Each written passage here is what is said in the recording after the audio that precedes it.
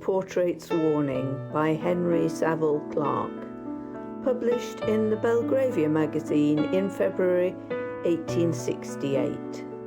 Read by Bethina.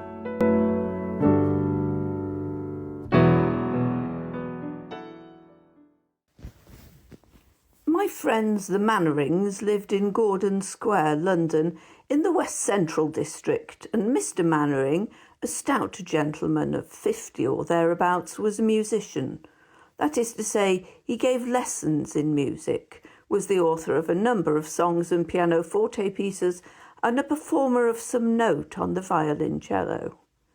They lived in a very good style, as he had some little property in addition to his professional earnings, and the family consisted of father and mother, a lad at school, and a daughter, Ellen, who, at the time I am writing about, had just reached the fascinating age of 19. For myself, I was studying medicine, and expected in a few months to pass the college and hall, and then settle down in a country practice near my father. I had a good many friends in London, but with none was I so intimate as with the Mannerings, and I must confess that the attractions of Miss Ellen had to answer for a good deal of non-attendance upon lectures, and for my presence in the family circle 2 or 3 times a week when I was in town. Mr. Mannering was an old friend of my father's, and on that account, and also because I was passionately fond of music, I was a great favourite of the composers, who used to drag me off to listen to long solos when I longed to be talking with Ellen and hearing the more exquisite music of her voice. It was a pleasant house to visit at, for Mr. Mannering knew many literary and artistic celebrities and was himself a highly cultivated man, and not wholly wrapped up, like some professors of his art, in musical doings and his own compositions. Mrs. Mannering was pleasant and motherly, and as for Ellen, it was occupation enough for any man just to sit and look at her.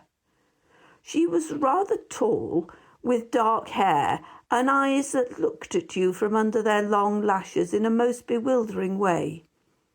She had the sweetest little mouth in the world, and she carried her small head as gracefully as an antique statue. The house was well furnished, and Mr. Mannering had an artistic but rather expansive mania for pictures, and hundreds of them, in oil, watercolours and chalk, hung about the rooms and in some of the passages. Of portraits especially he had a great number, not only of historical personages picked up at various sales, but of his own friends and family, and among them several of himself. I don't like a man having a portrait of himself in his room, especially if it is really well painted and a good likeness. It always gives me an uncomfortable, ghostly feeling, as if he had his double in the house, silently watching people from the canvas, and endowed equally with himself with life and understanding. I speak to the man, and then catch myself looking up at the portrait for an answer. Or, if a thought unfavourable to him crosses my mind for an instant, I always have an uncomfortable feeling that the portrait will know of it. A man with a good likeness of himself on the wall has me, I consider, at a decided disadvantage. It is not exactly 2 to 1, but he is endowed, at least to my fancy, with duplicate characteristics and double powers. Mr. Mannering had one portrait of himself hanging in his drawing-room, which I held in a special detestation for this very reason. It was an absurd idea, for the picture was an excellent likeness by a famous artist, and meritorious as a work of art apart from its merits as a likeness. And yet I could not endure it, although I had never dared to mention my aversion to the family, who were very proud of it. And it hung, as I said before, in the drawing-room and in a very conspicuous place.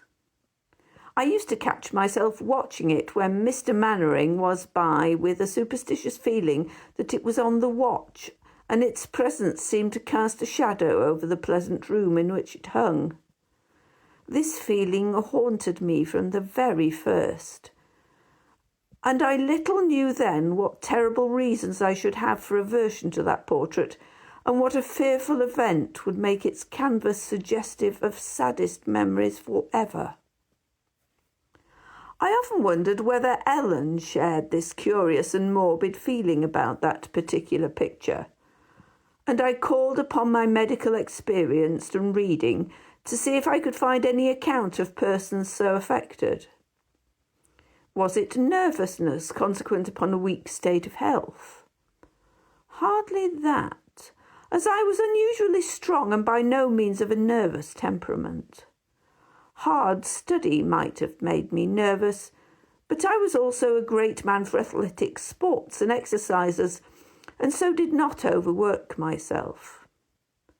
There was absolutely nothing to account for my vague horror and dislike of Mr. Mannering's portrait, and I tried in every way to dismiss the feeling from my mind until it was again roused in a manner that I can only regard as supernatural.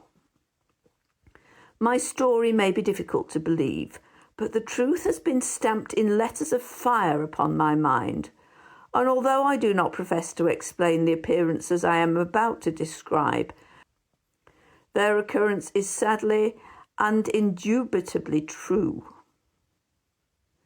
I called one day at the house in Gordon Square, and when the door was opened, Mr. Mannering, who was in the passage, came rushing up to me with a sheet of music and said, "My dear Raymond, I am so glad to see you. I've just written such a delicious barcarolle, and you must come upstairs directly and hear me play it."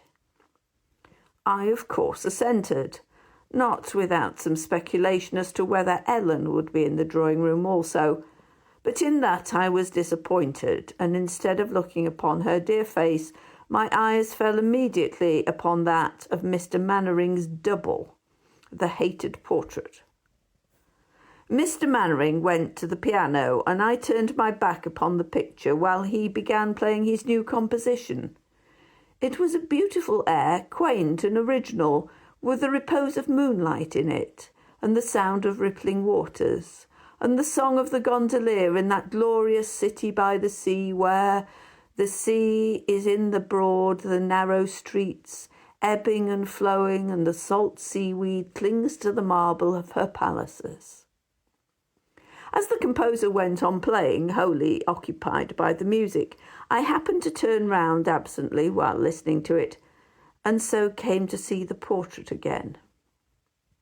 It was lighted up by the sunshine which streamed through the window, and the face looked as if it were covered with blood.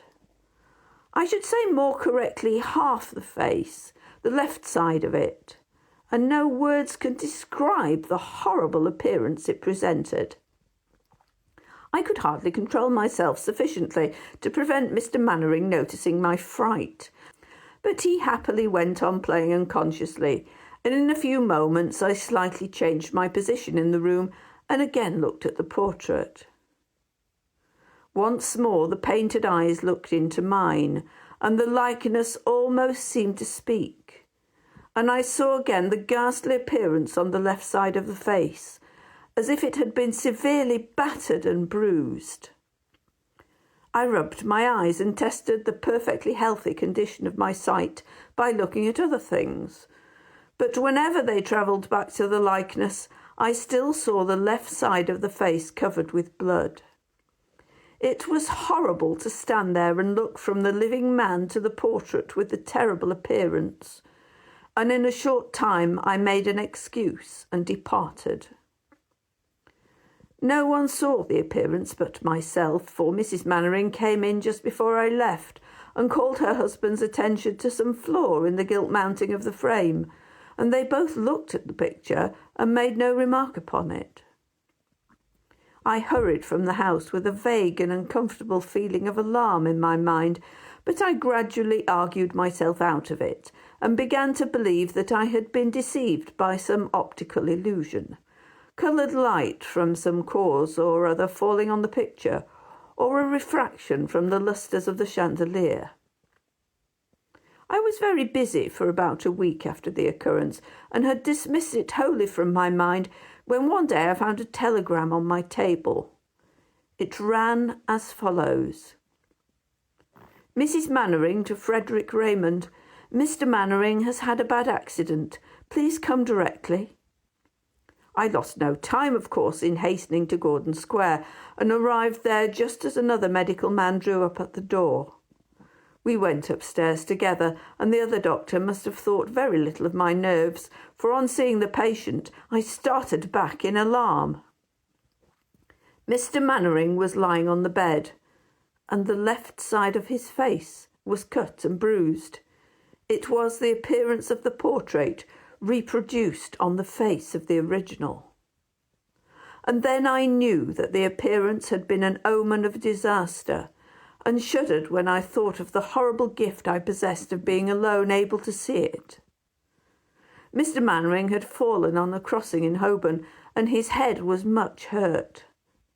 I stifled the feeling of horror his injuries had at first aroused in me, and we proceeded to dress his wounds and make him comfortable. They were happily not serious, and it was soon done. It was the summer after Mr. Mannering's accident, from which he had recovered with no lasting injury to his face, and Ellen Mannering had promised to be my wife.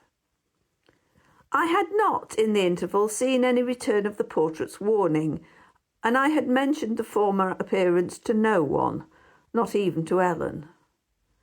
If it ever came again, it would be time enough, I thought, to take her into my confidence. There was no occasion to alarm her needlessly.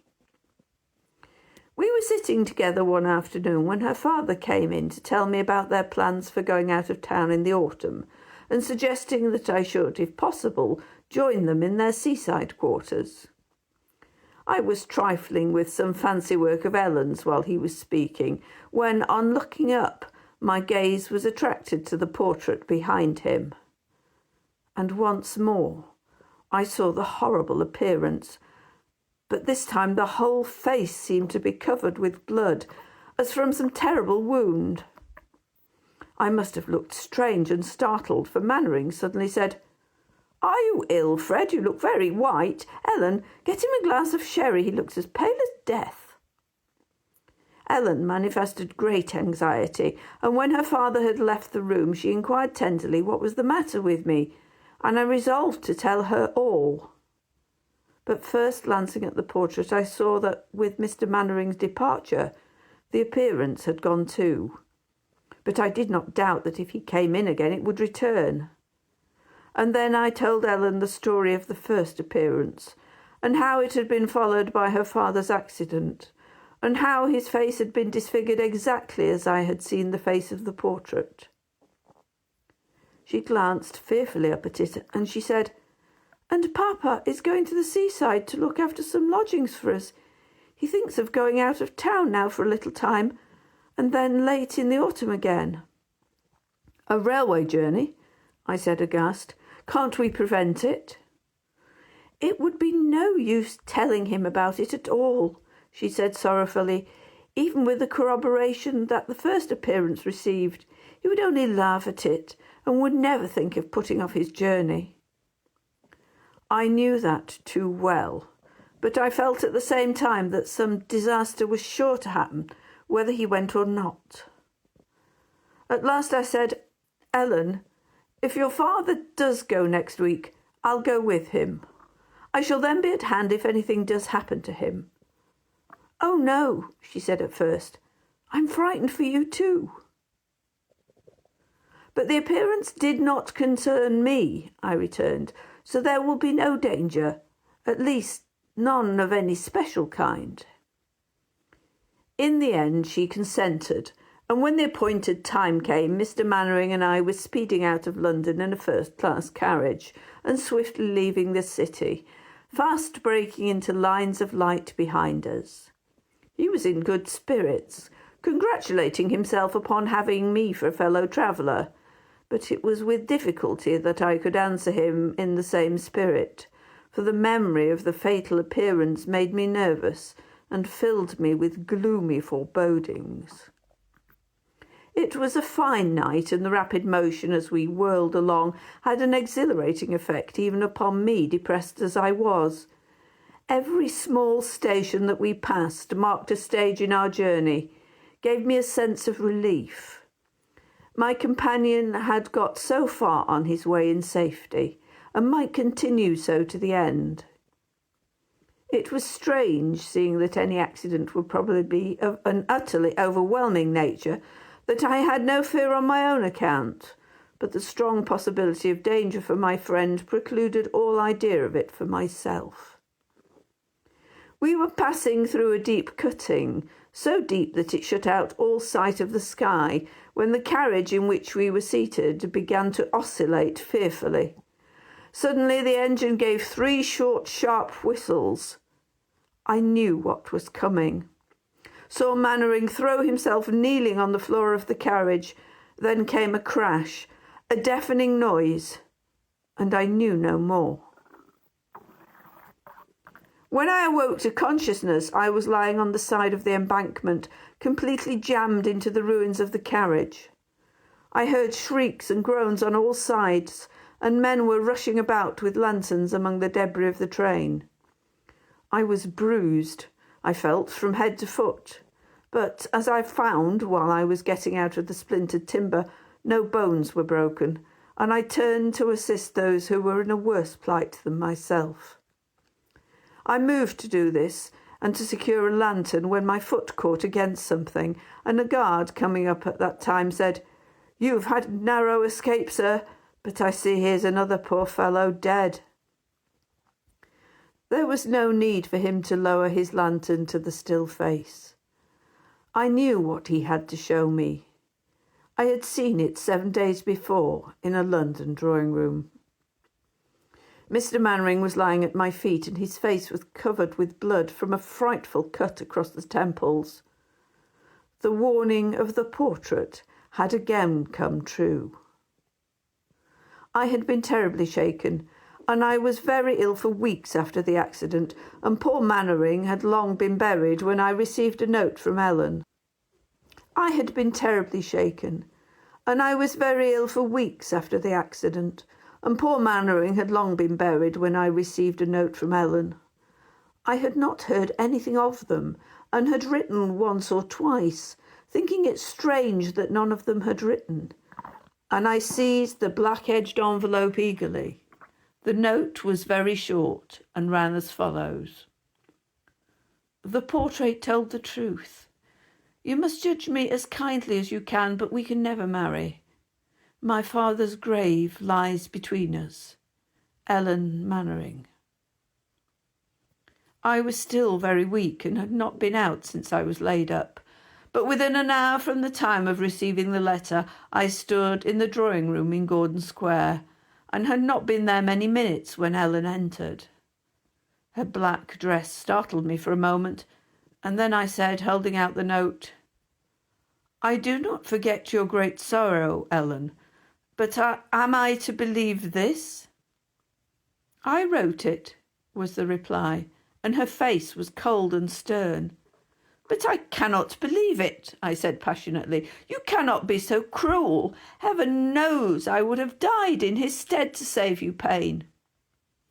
She shuddered when I spoke, but made no reply. "Ellen," I said, approaching her, "I had dared to hope that my love might in some measure lighten, when years had gone by, your heavy sorrow. It is my sorrow too. Have you no word for me?"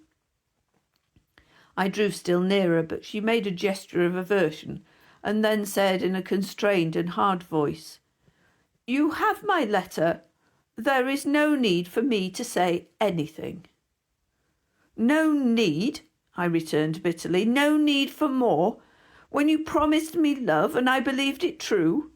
If any living man had said I should meet with this reception, I would have told him he lied.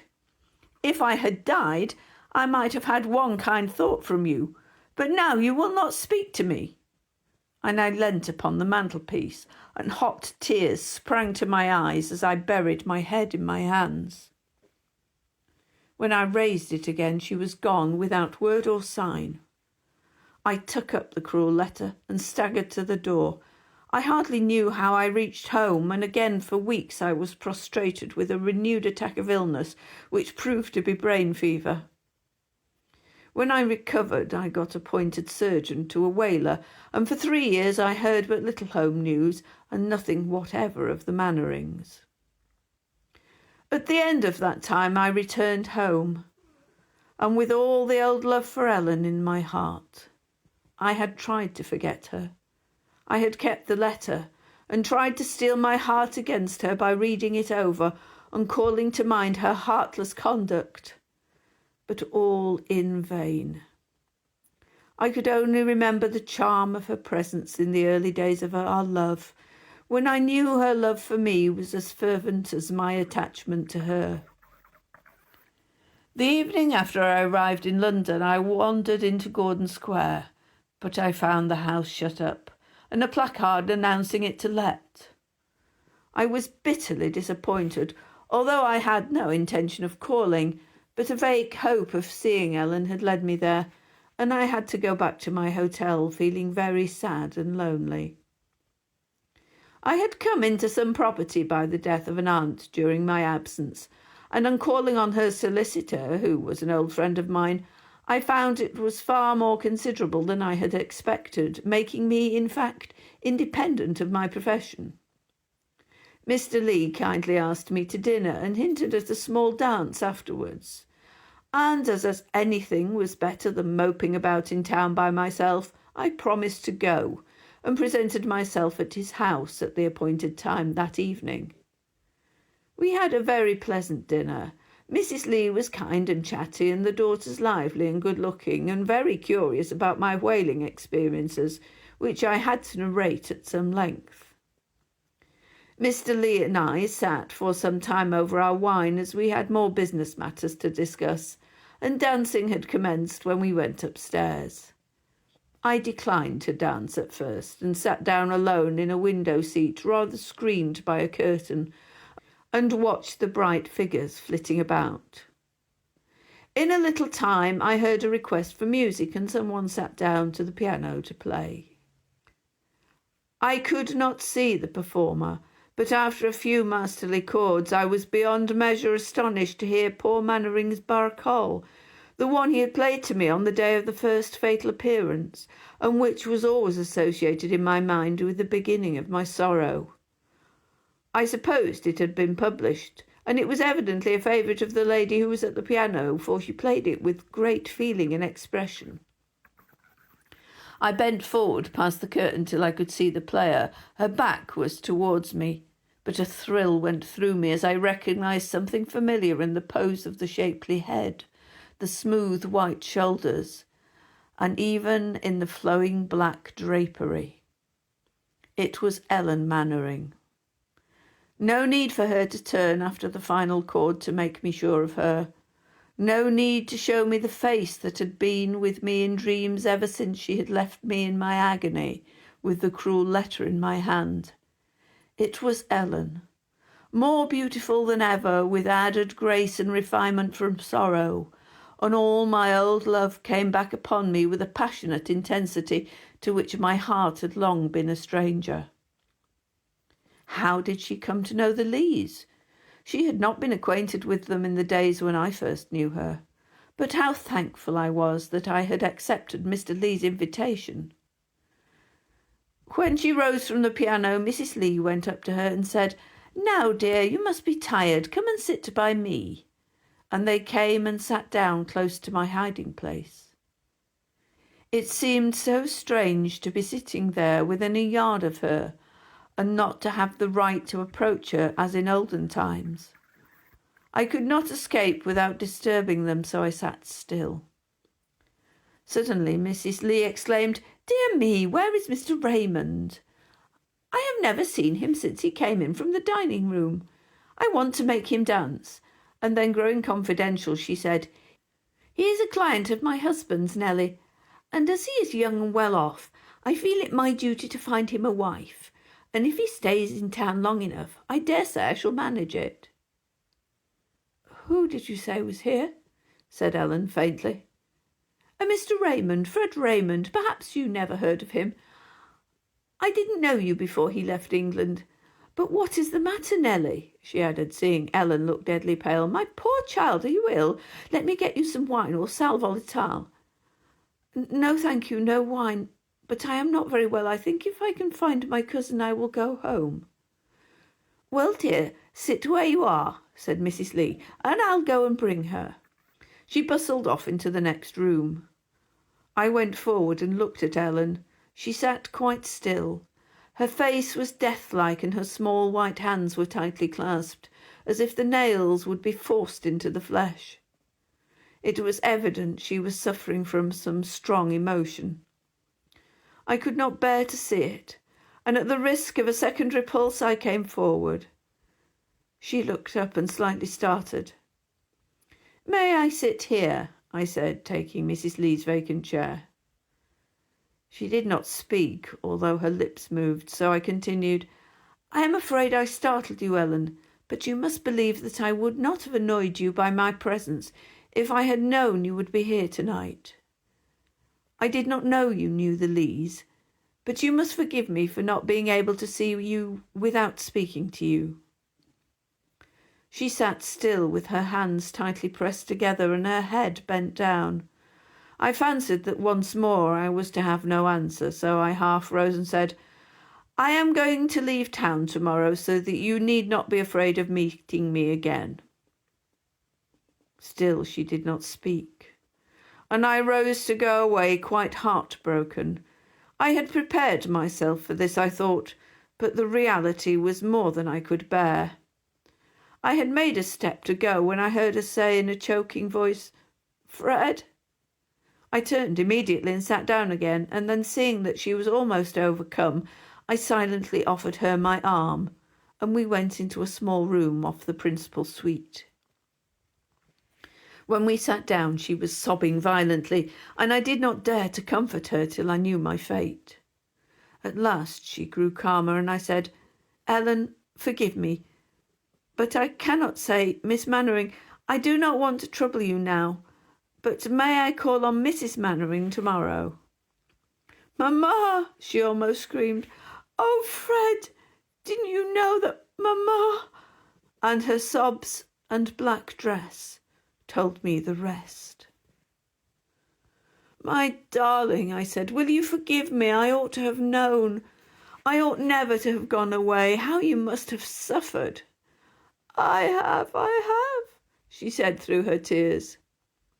"Will you forgive me for going away?" I said, and, "Oh, Fred, don't talk about forgiveness. Can you forgive me for my wicked injustice? I was nearly mad when you left me." In another moment she was in my arms, and a long kiss told our mutual forgiveness. 3 months after that time we were married, Mrs. Lee insisting upon giving the wedding breakfast and declaring that the match was entirely of her making, and that it was all nonsense for us to say that we had known each other before. One fact remains to be stated about the picture which had foretold so much sorrow. On the day of Mrs. Mannering's death, which happened very suddenly, it fell down, and striking against a table in its descent, the face of the picture was utterly destroyed. "And so, you see, dear," said my wife, "we can never again be frightened by the portrait's warning."